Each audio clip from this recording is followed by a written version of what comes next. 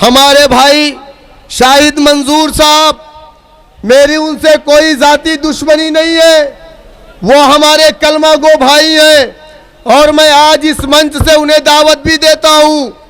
आइए, मजलिस इत्तेहादुल मुस्लिमीन में आपका इस्तकबाल है। आप टिकट मांगने के लिए 7% यादवों के दरवाजे पे जाकर के लाइन लगा करके खड़े रहते हैं। आइए, आपको यहां टिकट मांगना नहीं है, आइए आपको टिकट बांटने वाला हम बनाएंगे इंशाअल्लाह ताला।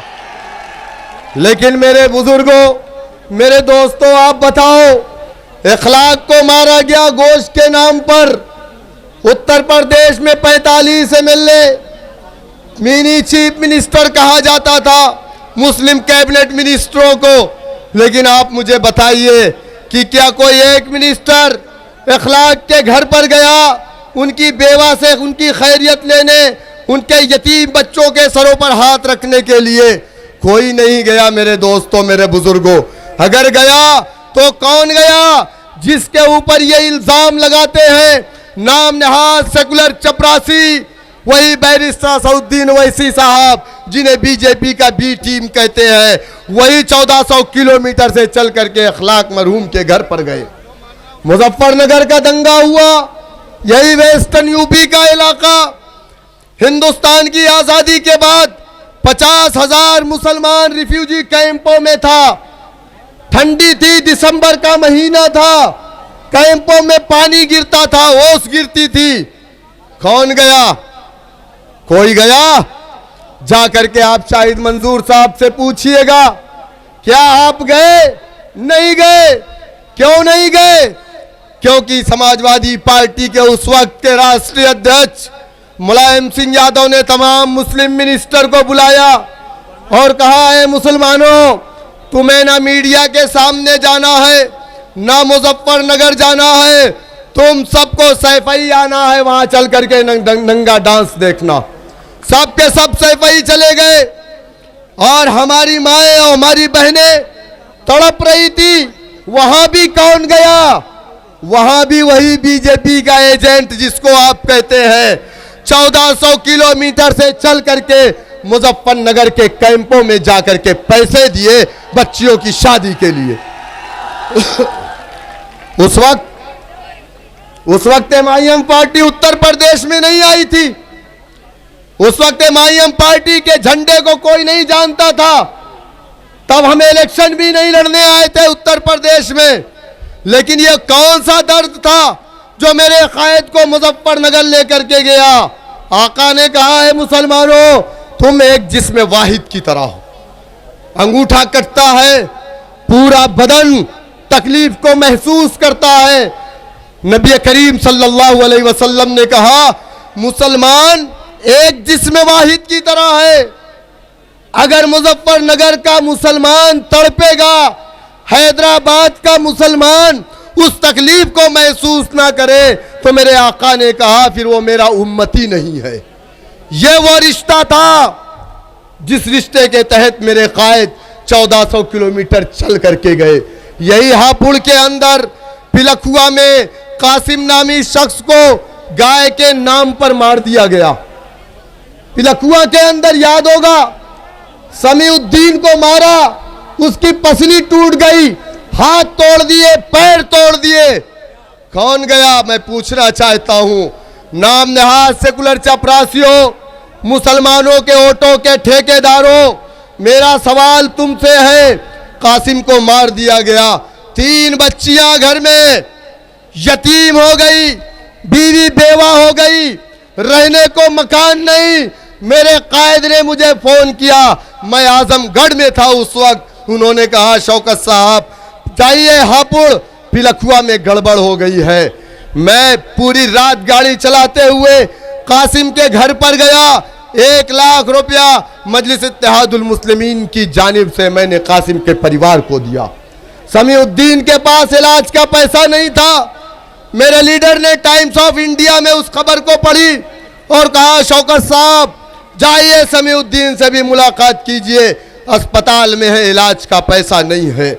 मैंने जाकर के 50,000 रुपया इलाज का दिया। हमारे पास उत्तर प्रदेश में कुछ नहीं है, हमारे पास कोई एमपी नहीं है, हमारे पास कोई एमएलए नहीं है, अभी हमारे पास कोई ताकत नहीं है, लेकिन उसके बाद भी मजलिस इत्तेहादुल मुस्लिमीन से जो हो सकता है टांडा के अंदर। अच्छा बताइए, आजकल किसानों की आवाज हर कोई उठा रहा है, अच्छी बात है, उठनी चाहिए। लोग कहते हैं किसान अन्नदाता है, यकीनन किसान फसल को उगाता है, हमारे दस्तरखान पे वो फसल सजती है। किसानों की बातों को मानना चाहिए गवर्नमेंट को, लेकिन इसी प्रदेश में एक बहुत बड़ा तबका बुनकरों का है। टांडा के अंदर अंबेडकर नगर में एक बुनकर को, जो मस्जिद में अजान देते थे, मुअज्जिन थे, मार दिया गया। टुल्लू पंप की चोरी के नाम पर मार दिया गया। अब्दुल कादिर नामी शख्स को कोई नहीं गया, पूछने वाला कोई नहीं। मजलिस इत्तेहादुल मुस्लिमीन ने जाकर के वहां पर 50,000 रुपए की मदद उस परिवार को की। मेरे भाइयों, मेरे बुजुर्गों, मेरा कहने का मकसद यह है कि उत्तर प्रदेश में 4 करोड़ मुसलमानों की आबादी है, 20% की तादाद है आपकी। अगर आप ये चाहते हैं कि समाजवादी से 40 एमएलए जीत जाएगा, तो वो मेरी आवाज बनकर के उत्तर प्रदेश की विधानसभा में बोलेगा। बहुजन समाज से जीत करके जाने वाला मुसलमान मेरा नुमाइंदा होगा, कभी नहीं हो सकता आपका नुमाइंदा। अगर वो आपका नुमाइंदा होता तो हिंदुस्तान की पार्लियामेंट में CAA-NRC के लिए ये समाजवादी पार्टी के मुस्लिम चपरासी भी खड़े होते मेरे लीडर के साथ। ट्रिपल तलाक पर जो शरीयत पे मुदाखलत की जा रही थी, हिंदुस्तान की पार्लियामेंट में अगर कोई खड़ा था तो सिर्फ 2 शख्स खड़े थे, एक मेरे कायद और इम्तियाज जलील साहब खड़े थे। मेरे आका की शरीयत को शहीद कर दिया गया। कांग्रेसी मुसलमान MP खामोश रहा, समाजवादी का मुसलमान MP खामोश रहा, CAA-NRC के मामले पे खामोश रहा। आज लोग कहते हैं कि NRC पे सबसे बड़ी आवाज कांग्रेस पार्टी की है। प्रियंका गांधी ने अपने इंटरव्यू में कहा, मैं मैडम आपसे सवाल करता हूं, 11 दिसंबर 2019 को हिंदुस्तान की पार्लियामेंट में किसने बिल को फाड़ा था? किसने फाड़ा था? किसने फाड़ा था? कांग्रेस के लीडरों ने फाड़ा था, समाजवादी पार्टी के चपरासियों ने फाड़ा था, हमारे कायद बैरिस्टर सऊद्दीन ओवैसी साहब ने फाड़ा था। और 13 दिसंबर को उत्तर प्रदेश के अंदर सबसे पहला एहतजाज 53 जिलों में NRC को लेकर के अगर किसी ने किया था, उत्तर प्रदेश के अंदर मजलिस इत्तेहादुल मुस्लिमीन ने किया था। हमारी लड़ाई कोई लड़ने वाला नहीं है। मुसलमानों, अगर आप सोचते हो ये 40-45 जीत करके चले जाएंगे, आपकी आवाज बनेंगे, कभी नहीं बनेंगे। ये गूंगे हैं, बहरे हैं, इन गूंगे और बहरों को नुमाइंदा बना करके मत बोलिए, मत भेजिए। ये कभी अगर बोलेंगे भी तो अपनी पार्टी की गाइडलाइन से बोलेंगे। बहुत बहुत शुक्रिया। अस्सलामु अलैकुम वरहमतुल्लाहि वबरकातुहू। औज़ु बिल्लाहि मिनश शैतानिर रजीम। बिस्मिल्लाहिर रहमानिर रहीम। अब कुछ ऐलानात हैं। कुछ लोग, जिन लोगों ने आज हमारी पार्टी ऑल इंडिया मजलिस इत्तेहादुल मुस्लिमीन में शमूलियत की है, कांग्रेस, बहुजन समाज पार्टी और समाजवादी पार्टी को छोड़ करके बहुजन समाज पार्टी में 20 साल का अपना वक्त गुजार करके बाबू मुनकाद अली साहब के बहुत करीबी जनाब नौफिल रोमानी साहब ने आज हमारी पार्टी की सदस्यता ली है। मैं उनका अपनी पार्टी में इस्तकबाल करता हूं। चौधरी आसिफ नंबरदार साहब ने आज मजलिस इत्तेहादुल मुस्लिमीन की सदस्यता ली है, मैं उनका भी इस्तकबाल करता हूं। जनाब जावेद अली गौड़ साहब पूर्व चेयरमैन के भतीजे हैं, उन्होंने आज आरएलडी छोड़ करके एमआईएम मजलिस की शमूलियत अख्तियार की है, मैं उनका भी शुक्रिया अदा करता हूं। जनाब कुंवर उबैद पोपाई सलमान प्रधान गढ़मुक्तेश्वर से, इन्होंने भी हमारी पार्टी की सदस्यता ली है। मैं इन तमाम लोगों का अपनी पार्टी में इस्तकबाल करता हूं। जनाब मोहम्मद नासिर खान वंचित समाज इंसाफ पार्टी को छोड़ करके आज ऑल इंडिया मजलिस इत्तेहादुल मुस्लिमीन का दामन थामा है, मैं इनका भी शुक्रिया अदा करता हूं।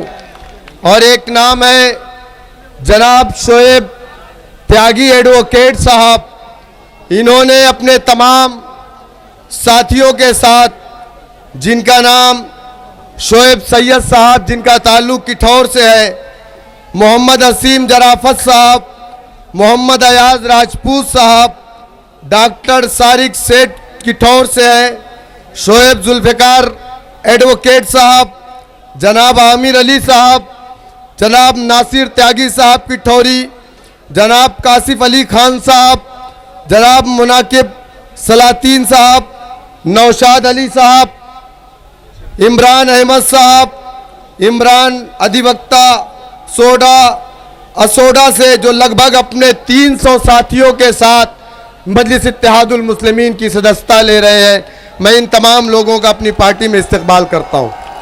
जनाब कुंवर उबैद साहब भारती पोपाई हापुड़, जनाब सलमान प्रधान पोपाई, डॉक्टर फरमान अहमद साहब, जनाब आबिद अलवी साहब,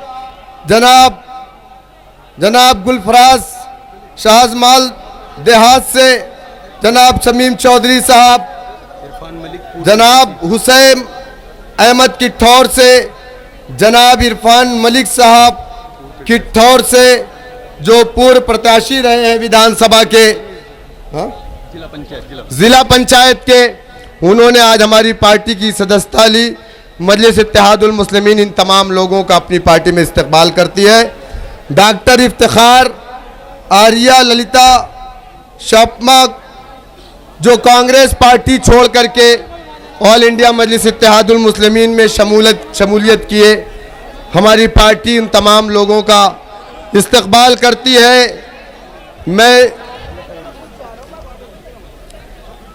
आज किठौर की ये तारीखी सरजमीन जनाब मौलवी बशीर अहमद भुट्टू साहब की ये सरजमीन, जनाब हकीम मोहम्मद अहमद साहब की ये तारीखी सरजमीन, आपके कायद महबूब लीडर नकीब मिल्लत काबिल में एहतराम इज़्ज़त माब आली जनाब बैरिस्टर असदुद्दीन ओवैसी साहब का हम तमाम किठौर और ज़िला मेरठ की जानिब से बहुत बहुत इस्तकबाल करते हैं। मेरे दोस्तों, मेरे बुजुर्गों, आपको मालूम है कि बहुत कम वक्त रह गया है 2022 के असेंबली इलेक्शन में। आप जानते हैं कि 2017 का असेंबली इलेक्शन ऑल इंडिया मजलिस इत्तेहादुल मुस्लिमीन ने मेरठ के किसी विधानसभा में अपने कैंडिडेट नहीं दिए, गाजियाबाद से भी हमने अपना कैंडिडेट नहीं दिया, हापुड़ से भी हमने अपना कैंडिडेट नहीं दिया। लेकिन मैं सवाल उन लोगों से करना चाहूंगा जो लोग सुबह और शाम, सुबह में गर्म पानी और शाम को ठंडा पानी पी करके ऑल इंडिया मजलिस इत्तेहादुल मुस्लिमीन और हमारे कायद को गालियां देते हैं और कहते हैं कि ये तो बीजेपी की बी टीम है। मेरा सवाल उन लोगों से है, किठौर से हम इलेक्शन नहीं लड़े थे 2017 में, कौन बीजेपी की बी टीम था? किसने किठौर से बीजेपी को जिता करके भेजा? मेरे दोस्तों, मेरे बुजुर्गों, उत्तर प्रदेश के अंदर मजलिस इत्तेहादुल मुस्लिमीन कभी ना आती अगर उत्तर प्रदेश में हुकूमत करने वाली समाजवादी पार्टी, बहुजन समाज कांग्रेस, बीजेपी, अगर इन लोगों ने उत्तर प्रदेश में बसने वाले 20% मुसलमानों के साथ इंसाफ किया होता तो खुदा की कसम मजलिस इत्तेहादुल मुस्लिमीन को उत्तर प्रदेश में आने की जरूरत ना होती। लेकिन मेरे दोस्तों, मेरे बुजुर्गों, आप मुझे बताइए कि उत्तर प्रदेश का मुसलमान आज किस हालत में अपनी जिंदगी को गुजार रहा है।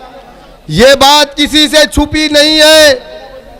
आप अगर दादरी से शुरू करेंगे तो बाबरी तक, गाजियाबाद से गाजीपुर तक, बलिया से लेकर के बनारस तक, अगर सबसे ज्यादा जुल्म किसी कौम के ऊपर इस प्रदेश में हुआ तो बिलाशुबा मैं ये कहूंगा कि वो कलमा ला इलाहा इल्लल्लाह मुहम्मदुर रसूलुल्लाह पढ़ने वाली कौम पर हुआ। इसी पश्चिमी यूपी के अंदर समाजवादी पार्टी की हुकूमत में दादरी के अंदर अखलाक को मारा गया गोश्त के नाम पर। सवाल यह है कि उत्तर प्रदेश का समाजवादी पार्टी जिसमें 45 एमएलए थे, हमारे भाई शाहिद मंजूर साहब, मेरी उनसे कोई जाती दुश्मनी नहीं है, वो हमारे कलमा गो भाई हैं और मैं आज इस मंच से उन्हें दावत भी देता हूं। आइए, मजलिस इत्तेहादुल मुस्लिमीन में आपका इस्तकबाल है। आप टिकट मांगने के लिए 7% यादवों के दरवाजे पे जाकर के लाइन लगा करके खड़े रहते हैं। आइए, आपको यहां टिकट मांगना नहीं है, आइए आपको टिकट बांटने वाला हम बनाएंगे इंशाअल्लाह ताला। लेकिन मेरे बुजुर्गों, मेरे दोस्तों, आप बताओ, इखलाक को मारा गया गोश्त के नाम पर। उत्तर प्रदेश में 45 एमएलए, मिनी चीफ मिनिस्टर कहा जाता था मुस्लिम कैबिनेट मिनिस्टरों को। लेकिन आप मुझे बताइए कि क्या कोई एक मिनिस्टर इखलाक के घर पर गया उनकी बेवा से उनकी खैरियत लेने, उनके यतीम बच्चों के सरों पर हाथ रखने के लिए? कोई नहीं गया मेरे दोस्तों, मेरे बुजुर्गों। अगर गया तो कौन गया? जिसके ऊपर ये इल्जाम लगाते हैं नाम नहाद सेकुलर चपरासी, वही बैरिस्टर सऊद्दीन ओवैसी साहब, जिन्हें बीजेपी का बी टीम कहते हैं, वही 1400 किलोमीटर से चल करके अखलाक मरहूम के घर पर गए। मुजफ्फरनगर का दंगा हुआ, यही वेस्टर्न यूपी का इलाका। हिंदुस्तान की आजादी के बाद 50,000 मुसलमान रिफ्यूजी कैंपों में था। ठंडी थी, दिसंबर का महीना था, कैंपों में पानी गिरता था, ओस गिरती थी। कौन गया? कोई गया? जा करके आप शाहिद मंजूर साहब से पूछिएगा, क्या आप गए? नहीं गए। क्यों नहीं गए? क्योंकि समाजवादी पार्टी के उस वक्त के राष्ट्रीय अध्यक्ष मुलायम सिंह यादव ने तमाम मुस्लिम मिनिस्टर को बुलाया और कहा है, मुसलमानों, तुम्हें ना मीडिया के सामने जाना है, ना मुजफ्फरनगर जाना है, तुम सबको सैफई आना है, वहां चल करके नंगा डांस देखना। सब के सब सैफई चले गए और हमारी माएं और हमारी बहनें तड़प रही थी। वहां भी कौन गया? वहां भी वही बीजेपी का एजेंट जिसको आप कहते हैं, 1400 किलोमीटर से चल करके मुजफ्फरनगर के कैंपों में जाकर के पैसे दिए बच्चियों की शादी के लिए। उस वक्त एमआईएम पार्टी उत्तर प्रदेश में नहीं आई थी। उस वक्त एमआईएम पार्टी के झंडे को कोई नहीं जानता था। तब हम इलेक्शन भी नहीं लड़ने आए थे उत्तर प्रदेश में। लेकिन यह कौन सा दर्द था जो मेरे कायद को मुजफ्फरनगर लेकर के गया? आका ने कहा है, मुसलमानों, तुम एक जिस्म वाहिद की तरह हो। अंगूठा कटता है, पूरा बदन तकलीफ को महसूस करता है। नबी करीम सल्लल्लाहु अलैहि वसल्लम ने कहा, मुसलमान एक जिस्म वाहिद की तरह है। अगर मुजफ्फरनगर का मुसलमान तड़पेगा, हैदराबाद का मुसलमान उस तकलीफ को महसूस ना करे, तो मेरे आका ने कहा फिर वो मेरा उम्मती नहीं है। ये वो रिश्ता था जिस रिश्ते के तहत मेरे कायद 1400 किलोमीटर चल करके गए। यही हापुड़ के अंदर पिलखुआ में कासिम नामी शख्स को गाय के नाम पर मार दिया गया। पिलखुआ के अंदर याद होगा, समीउद्दीन को मारा, उसकी पसली टूट गई, हाथ तोड़ दिए, पैर तोड़ दिए। कौन गया? मैं पूछना चाहता हूं, नाम नहाद सेकुलर चपरासियों, मुसलमानों के वोटों के ठेकेदारों, मेरा सवाल तुमसे है। कासिम को मार दिया गया, 3 बच्चियां घर में यतीम हो गई, बीवी बेवा हो गई, रहने को मकान नहीं। मेरे कायद ने मुझे फोन किया, मैं आजमगढ़ में था उस वक्त। उन्होंने कहा शौकत साहब जाइए हापुड़, पिलखुआ में गड़बड़ हो गई है। मैं पूरी रात गाड़ी चलाते हुए कासिम के घर पर गया। 1 लाख रुपया मजलिस इत्तेहादुल मुस्लिमीन की जानिब से मैंने कासिम के परिवार को दिया। समीउद्दीन के पास इलाज का पैसा नहीं था। मेरे लीडर ने टाइम्स ऑफ इंडिया में उस खबर को पढ़ी और कहा शौकत साहब जाइए समीउद्दीन से भी मुलाकात कीजिए, अस्पताल में है, इलाज का पैसा नहीं है। मैंने जाकर के 50,000 रुपया इलाज का दिया। हमारे पास उत्तर प्रदेश में कुछ नहीं है, हमारे पास कोई एमपी नहीं है, हमारे पास कोई एमएलए नहीं है, अभी हमारे पास कोई ताकत नहीं है, लेकिन उसके बाद भी मजलिस इत्तेहादुल मुस्लिमीन से जो हो सकता है टांडा के अंदर। अच्छा बताइए, आजकल किसानों की आवाज हर कोई उठा रहा है, अच्छी बात है, उठनी चाहिए। लोग कहते हैं किसान अन्नदाता है, यकीनन किसान फसल को उगाता है, हमारे दस्तरखान पे वो फसल सजती है। किसानों की बातों को मानना चाहिए गवर्नमेंट को, लेकिन इसी प्रदेश में एक बहुत बड़ा तबका बुनकरों का है। टांडा के अंदर अंबेडकर नगर में एक बुनकर को, जो मस्जिद में अजान देते थे, मुअज्जिन थे, मार दिया गया। टुल्लू पंप की चोरी के नाम पर मार दिया गया। अब्दुल कादिर नामी शख्स को कोई नहीं गया, पूछने वाला कोई नहीं। मजलिस इत्तेहादुल मुस्लिमीन ने जाकर के वहां पर 50,000 रुपए की मदद उस परिवार को की। मेरे भाइयों, मेरे बुजुर्गों, मेरा कहने का मकसद यह है कि उत्तर प्रदेश में 4 करोड़ मुसलमानों की आबादी है, 20% की तादाद है आपकी। अगर आप ये चाहते हैं कि समाजवादी से 40 एमएलए जीत जाएगा तो वो मेरी आवाज बनकर के उत्तर प्रदेश की विधानसभा में बोलेगा।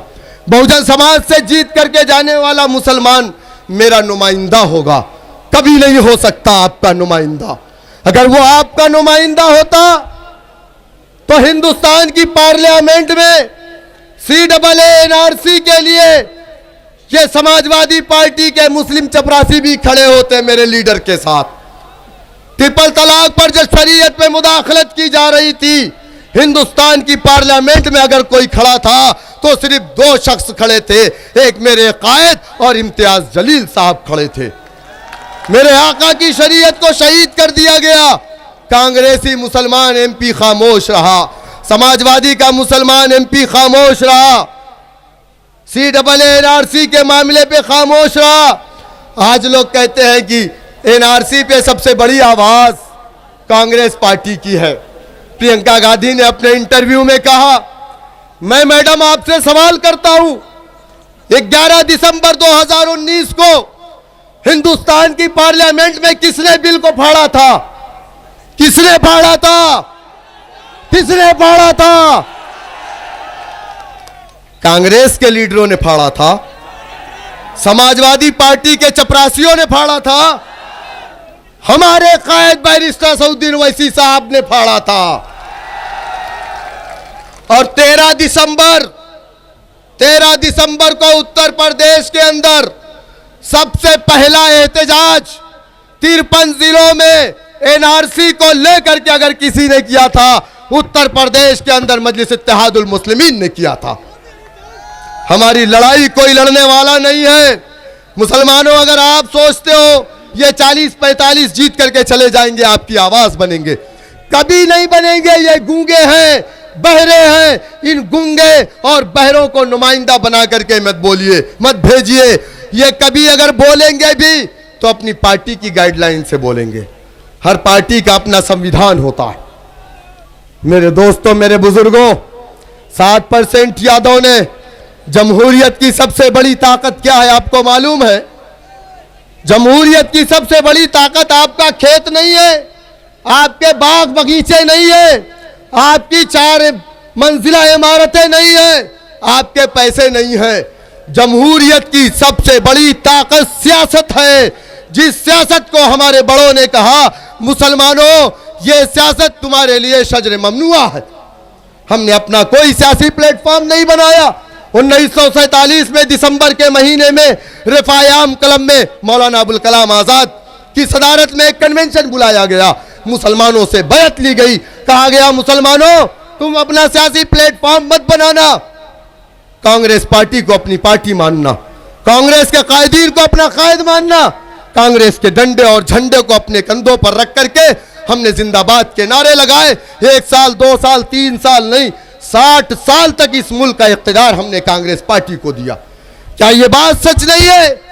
यही पश्चिमी यूपी का इलाका, यही मुरादाबाद के अंदर 500 लोगों को भून दिया गया ईदगाह के अंदर। किसकी हुकूमत थी? 30,000 से ज्यादा दंगे मुरादाबाद उत्तर प्रदेश के अंदर हिंदुस्तान में हुए, किसकी हुकूमत में हुए? कांग्रेस पार्टी के। यही मेरठ है, हाशिमपुरा का वाकया आप नहीं भूल सकते। 47 नौजवानों को रात को 12 बजे पीएससी की वैन में डाल करके ले जाकर के गंग नहर में गोली मारी गई। किसकी हुकूमत थी उत्तर प्रदेश के अंदर? 6 दिसंबर समाजवादी नहीं, कांग्रेस की थी। इसी उत्तर प्रदेश में 6 दिसंबर 1992 को बाबरी मस्जिद को शहीद किया गया। किसकी हुकूमत थी उत्तर प्रदेश के अंदर? कांग्रेस की हुकूमत। उत्तर प्रदेश में बीजेपी की थी, सेंट्रल में कांग्रेस की हुकूमत थी। आप मुझे बताइए क्या मिला आपके लिए? किसी ने आवाज उठाई? 92 के बाद मुसलमान नाराज हुआ, समाजवादी पार्टी का रुख किया। मुलायम सिंह यादव ने समाजवादी पार्टी बनाई, मुसलमानों ने लब्बैक कहा, मुलायम सिंह को अपना नेता माना, जिंदाबाद के नारे लगाए। सेकुलरिज्म के नाम पर हमारे बड़ों ने कहा मुलायम सिंह यादव हमारे नेता, हमने लब्बैक कहा। 7% यादव को हमने 1 बार 2 बार 3 बार नहीं 4 मरतबा इस प्रदेश का इख्तियार दिया। दिया कि नहीं दिया? लेकिन क्या आप बताइए मुझे वो report, Sachar committee, Ranganath Mishra commission की report, कुंटू commission, Mahmoodur Rahman Gopal commission की रिपोर्ट ने जो कहा था कि मुसलमान इस देश के अंदर दलित से बदतर अपनी जिंदगी को गुजार रहा। समाजवादी की 4 बार हुकूमत बनाने के बाद क्या उत्तर प्रदेश के मुसलमानों तुम्हारे हालात में कुछ बेहतरी आई? नहीं आई। क्या तुम्हारे इलाकों में स्कूल खोले गए? क्या तुम्हारे इलाकों में अच्छे अस्पताल खोले गए? क्या यहां पर तहसील बन गई? क्या यहां पर बस अड्डा बन गया? क्यों नहीं बना? क्यों नहीं बना? कैबिनेट मिनिस्टर है ना। अरे एक की 4 बार हुकूमत रही, दूसरे की भी 4 बार हुकूमत रही, तो क्या आप सपा बसपा नए नौजवानों को लड़ा करके 302 307 का मुकदमा खाली कराना जानते हो? हाँ? आप झूठे मुकदमे करा करके आप इन लोगों को, इन नौजवानों को जेल में डालते हैं। और हमारे एसएचओ साहब माशाअल्लाह जेल के अंदर थाने तक पहुंचे, फिर वहां बात होने लगती है ना? फिर वहां बात होती है, इतना दो छोड़ देंगे। एक पार्टी ले जाकर के थाने में बैठवा देती है, दूसरी पार्टी पैसा देके छोड़वा के लेके आती। यही खेल हो रहा है ना। मुसलमानों समझो इस चीज को। 7% यादवों ने अपनी हुकूमत बनाई। आज उत्तर प्रदेश का कोई थाना नहीं जहां यादव का बेटा नहीं है। आज उत्तर प्रदेश का कोई ऐसा सरकारी दफ्तर नहीं है जहां यादव का बेटा नहीं है। जाटो 11% उत्तर प्रदेश में। कितना है? 11। दलित कितना है मालूम है आपको? दलितों की उत्तर प्रदेश में 16 जातियां हैं, लेकिन 15 जातियां दलितों की बीजेपी के साथ है। एक जाति जो जाटो है वो 11% है उत्तर प्रदेश में। वो अपनी पार्टी, अपने झंडे, अपने लीडर के साथ आज भी है। काशीराम, ये आप समझ रहे हैं दलितों के ऊपर अत्याचार नहीं हुआ, जुल्म नहीं हुआ, हमसे ज्यादा इन पर जुल्म हुआ। इनके गले में मटकी लटकाई गई ताकि जमीन पे ना थूके, इनके कमर में झाड़ू बांधे गए ताकि पैरों के निशान ना रहे। इन्हें नल से पानी नहीं लेने दिया जाता था, कुएं से पानी नहीं लेने देते थे। इनकी बहन बेटियों के साथ ज़िना होता था, बलात्कार होता था। जब ये शिकायत लेकर के प्रधान या मुखिया के पास जाते थे तो इन्हें थप्पड़ मारा जाता था। काशीराम, पंजाब की सरजमीन से निकले, दलित बस्तियों में, जाटों के इलाकों में जाकर के कहा, ऐ जाटो, जब तक तुम अपना सियासी प्लेटफॉर्म नहीं बनाओगे, जब तक तुम अपना नीला परचम नहीं बनाओगे, जब तक तुम काशीराम को अपना नेता नहीं मानोगे, जब तक तुम मायावती को अपना लीडर नहीं मानोगे, जब तक तुम्हारी बहन बेटियों के कपड़े उतरते रहेंगे। ये अल्फाज थे मान्यवर काशीराम जी के। जाटों ने उस बात को समझा, जिस कौम को लोग स्कूलों में बैठने के लिए बेंच नहीं देते थे, जिस कौम को लोग इंसान नहीं समझते थे, जिस कौम के साथ नाइंसाफी होती थी, उस कौम का नुमाइंदा हिंदुस्तान की पार्लियामेंट में 130 की तादाद में रहता था। कितना? 130 SC ST सीटें रिजर्व है, हिंदुस्तान की पार्लियामेंट में रहता था, लेकिन उसका मुंह नहीं खुलता था। इसलिए तो मान्यवर काशीराम जी ने अपनी पार्टी बनाई, और जब अपना डंडा, अपना झंडा बनाया, तो किसी के सामने जाकर के बेवाओं की तरह गिड़गिड़ाया नहीं, बल्कि अपनी सियासी ताकत को मजबूत किया। मैंने कहा ना कि जमहूरियत की सबसे बड़ी ताकत सियासत है। सियासत ही ये तय करती है कि राशन की दुकान पे 5 किलो मिलेगा चावल या 6 किलो मिलेगा। सियासत ही ये तय करती है कि एक चाय वाला खड़ा होकर के कहता है 1500 का नोट बंद। ये सियासी कुव्वत थी, ये सियासी कुव्वत की बुनियाद पर ही हमारी शरीयत में मुदाखलत की गई। जाटों ने अपना झंडा बनाया, अपना लीडर बनाया, 4 मरतबा उत्तर प्रदेश में हुकूमत की। आज कोई ऐसा थाना नहीं, आज कोई सरकारी दफ्तर नहीं जहां पर या जाटों का बेटा ना हो। मुसलमानों, आप कहां हो? आप कहां हो? हर एक की ठौर में ये पढ़े लिखों का शहर है। 90% नौजवान पढ़ा लिखा है जो बेरोजगार है, इसके पास रोजगार नहीं है, कोई काम नहीं है। तो लोग क्या कर रहे हैं? सपा वाले बसपा वालों के ऊपर, बसपा वाले सपा वालों के ऊपर 307, 302, 452, 323, 504, 506, 147 CLA आए दिन यही कर रहे हैं। अभी हम लोग मेरठ जाना चाह रहे थे, हमारे सदर साहब, हमारे कारपोरेटर की हत्या हो गई, जुबैर अंसारी साहब से मिलने उनके घर पे। SHO साहब कह रहे हैं वहां नहीं जा सकते, परमिशन नहीं।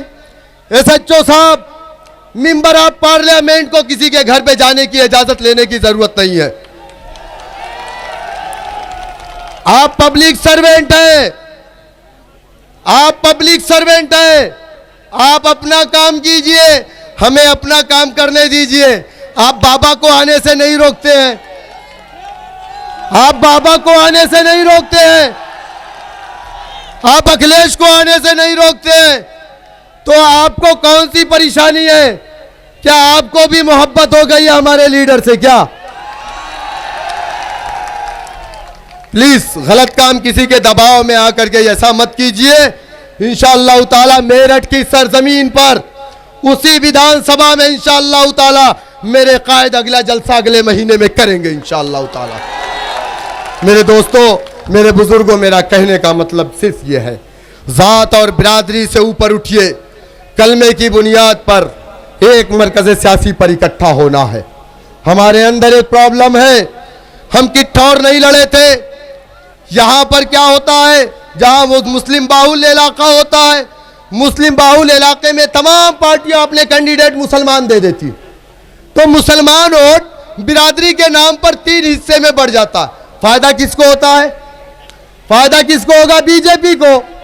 और हम पे इल्जाम क्यों लगाते हैं भाई? मेरे भाई समझो इस बात को, मुत्तहिद हो तो बदल डालो निजाम गुलशन, मुत्तहिद हो तो बदल डालो निजाम गुलशन, मुंतशिर हो तो मरो शोर मचाते क्यों हो। एक चीज और मैं आपको बता दूं, आप आजकल टीवी में देख रहे होंगे, हम उत्तर प्रदेश में ये चाहते हैं कि उत्तर प्रदेश के अंदर एक मजबूत गठबंधन बनना चाहिए ताकि हम बीजेपी को रोक सके। हम ये चाहते हैं, लेकिन जिस समाज के पास 3% वोट है, जिस समाज के पास 2% वोट है, अखिलेश यादव उससे अलायंस करने को तो तैयार हैं। जिस समाज के पास 20% जो समाज है, उस समाज से अलायंस करने को तैयार नहीं है। अब समझो इस बात को, क्योंकि ये कभी नहीं चाहते कि आप नेता बने, ये चाहते हैं आप डिस्पोजल गिलास बन करके आप इस्तेमाल होते रहे। लेकिन अब हमें इस्तेमाल नहीं होना। अलायंस हुआ तब भी, नहीं हुआ तब भी तूफानों से आंख मिलाओ, सैलाबों पर वार करो। तूफानों से आंख मिलाओ, सैलाबों पर वार करो। मल्लाहों का चक्कर छोड़ो, तैर के दरिया पार करो, तैर के दरिया पार करो। हम तो उत्तर प्रदेश लड़ेंगे इंशाअल्लाह। और सुनिए, हम उत्तर प्रदेश में 100 सीट को आइडेंटिफाई कर चुके हैं और उस पे काम कर रहे हैं। इंशाअल्लाह ताला मजबूती के साथ लड़ेंगे।